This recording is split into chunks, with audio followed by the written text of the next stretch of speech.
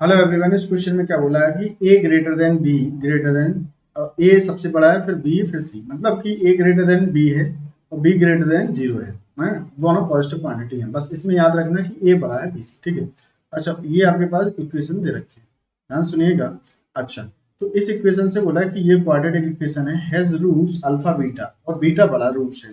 ठीक है, ध्यान सुनिएगा। और आपको फाइंड करना फोर बीटा माइनस ए अल्फा वैल्यू।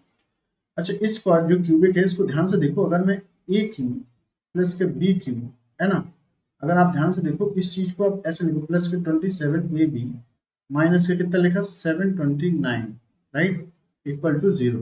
अगर आप इसको देखोगे ए क्यू प्लस के बी क्यू माइनस के लिए 9 का क्यू, है ना, प्लस का माइनस 9 क्यू इक्वल टू क्या लिखा माइनस के 27 ए बी।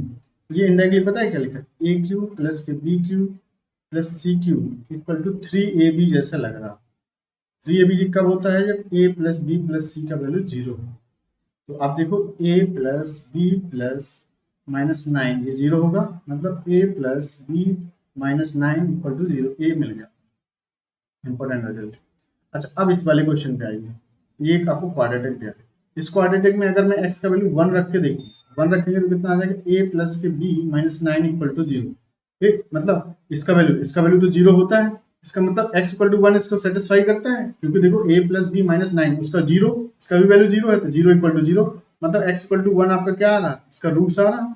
अच्छा, तो एक रूट्स तो आपका 1 आ गया। ठीक है। अब इसको अल्फा माने कि बीटा माने वो कैसे पता चलेगा।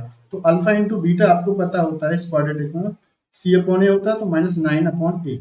तो अगर मैं इसको देखो बीटा बड़ा है, अगर मैं इसको मान लेता हूँ अल्फा 1, एक्स इक्वल टू 1 को अल्फा मान लूंगा, तो बीटा का वैल्यू क्या नेगेटिव आ जाएगा, क्योंकि ये तो पॉजिटिव है ना, तो ओवरऑल नेगेटिव आ जाएगा। तो इसको मानना पड़ेगा अपन को बीटा, और जो बीटा आ गया तो बीटा का वैल्यू बीटा इंटू बीटा का वैल्यू 1, राइट, इक्वल टू का आएगा माइनस 9 अपॉन ए। तो अल्फा का वैल्यू आ जाएगा माइनस के 9 अपॉन, ये मानना पड़ेगा, राइट, क्योंकि देखो अल्फा का उसने बोला है कि बीटा बड़ा है अल्फा से, तो अल्फा नेगेटिव आ रहा, बीटा पॉजिटिव आ रहा, राइट, तो ऐसा मानना पड़ेगा। अब आपको निकालना फोर बीटा माइनस के ए अल्फा।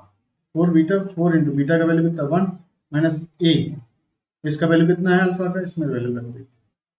ठीक है। ए अल्फा का वैल्यू कितना है आपका, अल्फा का वैल्यू माइनस के 9 अपॉन ए। ये इसे काट दो तो 4 प्लस के 9 इक्वल टू 13 आंसर। इसका आंसर कितना आया 13। आई होप आप समझ गए होंगे इसको। Thank you so much.